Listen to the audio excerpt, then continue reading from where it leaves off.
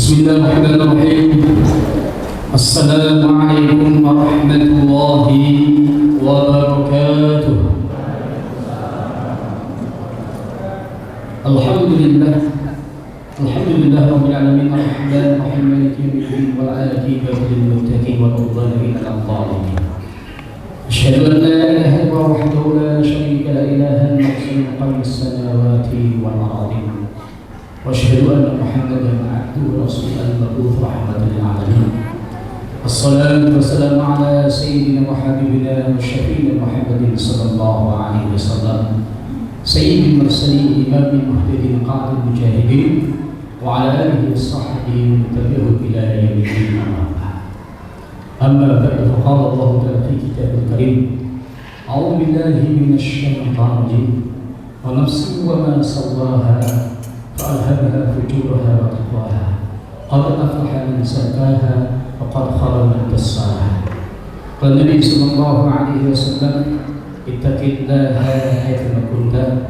وقال أيضا ألا وإن في الجسد مضغة إذا صلح الجسد كله وإذا فسد الجسد كله ألا وهي القلب.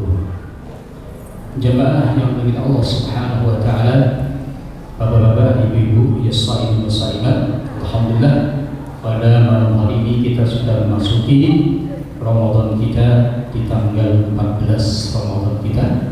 Artinya putaran yang pertama 10 hari kita sudah selesaikan. Semoga kita semuanya mendapatkan rahmat Allah Subhanahu wa taala.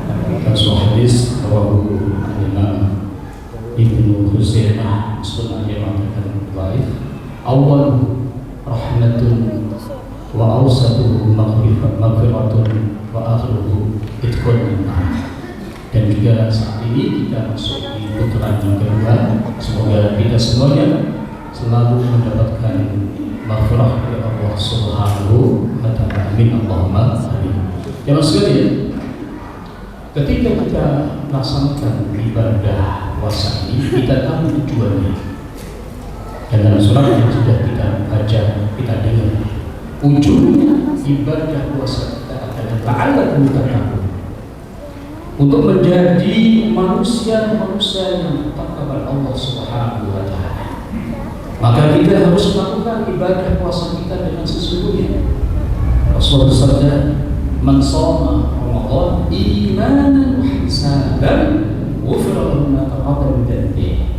Kita lakukan puasa kita dengan dasar keimanan kita kepada Allah Subhanahu wa taala dan juga ihtisaban, mencari ridha Allah Subhanahu wa taala. Kalau kita tadi menuju tujuan yang awal tadi, ta'allaqu tattaqun, kita harus serius di sini. Jangan Allah Subhanahu wa taala, tapi dalam kehidupan kita setiap hari, meskipun kita di bulan Ramadan ada tantangan yang luar biasa, godaan yang luar biasa. Maka ini penting tadi kaitan dengan pengendalian nafsu kita dan juga al-qalbu yang ada dalam tubuh kita. Jamaah Allah Subhanahu wa taala. Kalau kita membaca Al-Quran, kita ketemu kalimat an-nafsu wal anfus diulang-ulang dalam Al-Quran 216. Artinya penting sekali kita pahami an-nafsu itu. Al-qalbu qulubun diulang-ulang oleh Al-Quran 116. Khusus jamak qulub itu 104 kali. Nah, yang penting sekali kita memahami makna an-nafsu wal qalbu dan kita kelola sebaik-baiknya, tapi khusus pada waktu kita masuk Ramadan. Kemudian kalau kita gagal di sini, kita ketemu hadis Nabi, jangan sampai kita masuk dalam hadis ini. Rawi Imam Ibnu Majah dari sahabat Abu Hurairah, "Rubba sha'imin laysa min siyami illa al-ju'." Berapa banyak orang yang berpuasa tapi tidak mendapatkan pahala puasanya kecuali hanya rasa lapar saja atau dahaga. Jangan Allah Subhanahu wa taala dan juga Rasulullah mengingatkan kepada kita semuanya. Imam Bukhari, ini sahabat Abu Hurairah juga. Sahabat Abu Hurairah ini sahabat yang luar biasa jemaah sekalian. yang hanya pendek bersama Rasulullah, ada yang mengatakan 5 tahun atau 6 tahun, tapi riwayat hadisnya luar biasa. Ada 5.374 langsung didengar dari Rasulullah Sallallahu Alaihi Wasallam. Ini sahabat Abu Hurairah yang dulunya hidupnya di masjid, ada namanya Ashabus Suffah. Kalau kita masuk masjid Madinah lewat pintu Jibril, sebelah kanannya itu Rasulullah SAW luar biasa ya masjid. Man lam yada' qawla zur wal amal bih. Barang siapa ketika kita puasa kemudian kita nggak bisa meninggalkan ucapan yang dusta, yang bohong, wal amal bih, perbuatan kita yang dusta, falaisa lillahi hajatun, maka Allah enggak membutuhkan puasa kita fi ayyatin ta'amahu wa syarabahu. Maka di sini jelas kalau kita memahami di sini penting, luar biasa, memang tantangan bagi kita semuanya. Bagaimana kita kelola nafsu kita, jiwa kita, kalbu kita, hati kita, kita tekan, selalu kita arahkan, kita dorong untuk melakukan kebaikan-kebaikan agar selalu di jalan Allah Subhanahu wa Ta'ala, di jalan kebaikan. Karena ini sungguhnya hati kita mau baik atau enggak tergantung bagaimana kita mengolah hati. Jamaah Allah Subhanahu wa Ta'ala, Rasulullah SAW, sahabat Nu'man bin Bashir, kaitan dengan al-halal wal haram. Al-halal bayin wal haram bayin, wa bainahuma mushtabihat. Ada musyabbahat, ya sekalian. Kemudian ujungnya Rasulullah menyampaikan, ala wa inna fil jasadi mudghah. Ingat bahwa di dalam jasad kita ada mudghah, segumpal daging. Idza salahat, kalau daging ini baik, salaha al-jasadu kullu, jasad kita, fisik kita gunakan untuk kebaikan-kebaikan. Kita gunakan untuk tarawih, kita gunakan untuk tahajud, kita gunakan untuk tilawah, kita gunakan untuk zikir kepada Allah Subhanahu wa Ta'ala. Kita gunakan untuk melakukan amal-amal sosial yang baik. Wa idza fasada, kalau segumpal daging fasada, rusak kaitan dengan kemaksiatan, kemungkaran, kezaliman, kebencian. Fasada al-jasad kullu, tapi makanya dampaknya pada fisik kita, jasad kita juga tidak baik. Ala wa al-qalb, kata Rasulullah. Coba yang berdiri. Ini adalah tempat pertempuran. Oh ini? Sampai kita wafat, ya sekalian. Iyalah. Antara kebaikan fuku kaitan dengan fujur wa taqwa. Ini selalu. Makanya ada syayatin yang selalu bersama-sama. Mereka semuanya menggoda sepanjang saat, sepanjang waktunya manusia kita semuanya. Rasulullah bersabda, asyaitan itu inna syaitan yajri minal insan majrada. Dialihkan jalan kita semua digoda, dikendalikan. Kalau kita lama, ini jelas itu musuh bukan musuh yang abadi, itu asyaitan.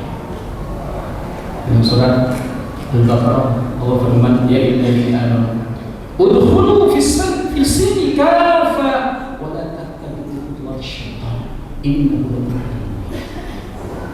aduwwun mubin. Allah Subhanahu wa Ta'ala. Maka kita memahami kaitan dengan ibadah kita ini, kemudian juga ada peranan kaitan dengan an-nafs dan al-qalb. An-nafs ada namanya al-mutmainnah, kalau jiwa kita baik. Ada an-nafsu lawamah, surat Al-Qiyamah. Ya. Ini juga termasuk yang baik. Kenapa dia mensoal kalau kita melakukan kemaksiatan, kemungkaran, kemudian kita diingatkan kenapa karena kita melakukan keburukan. Tapi ada an-nafsu ammarah yang selalu mengajak, mendorong kita melakukan untuk keburukan, kemaksiatan, kemungkaran, kezaliman. Dan generasi yang sudah lewat, Pak, kita tahu semua. Kaum Ad, kaum Thamud, kaum Nuh, kaum Lut, dia kaitan dengan hati mereka. Untuk apa? Mengingkari risalah yang dibawa para nabinya, para Rasul sallallahu alaihi wasallam. Ya sekalian, apa sih solusi yang harus kita lakukan agar kita bisa mengendalikan nafsu kita, hati kita, bisa kita kelola untuk kebaikan-kebaikan? Coba kita pahami kembali makna atau hakikat kehidupan yang fana. Yang sekalian, kehidupan ini sementara, kita akan kembali kepada Allah Subhanahu wa taala dan juga ada tujuan. A'udzubillahi minasyaitonir rajim.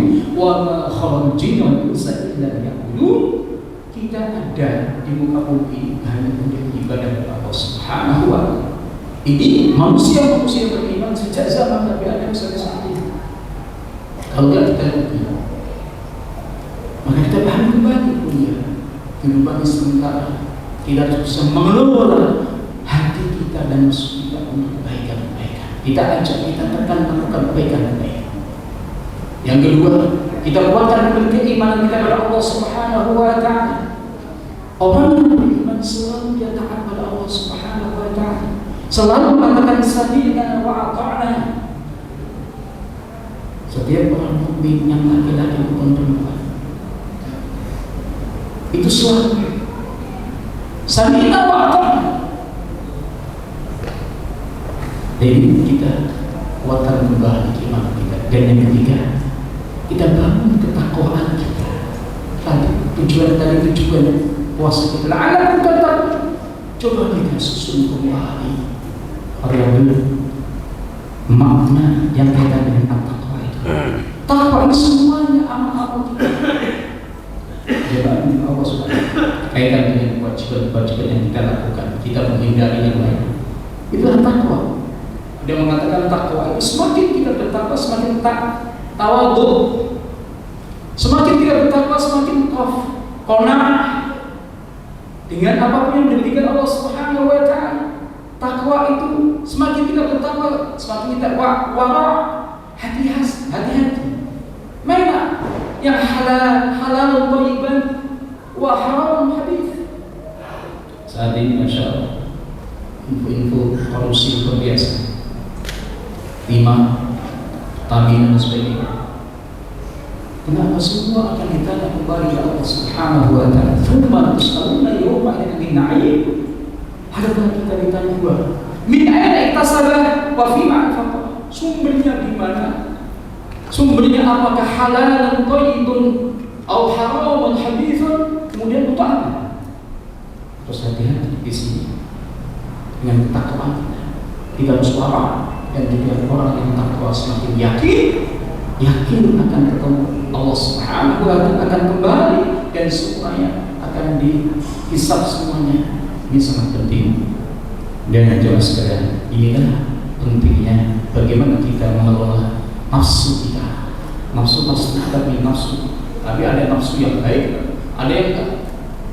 Hati juga begitu. Kita isi kekuatan dari tiga tadi, khususnya keimanan kita dan juga ketakwaan kita. Mungkin yang bisa saya sampaikan. Wassalamualaikum warahmatullahi wabarakatuh.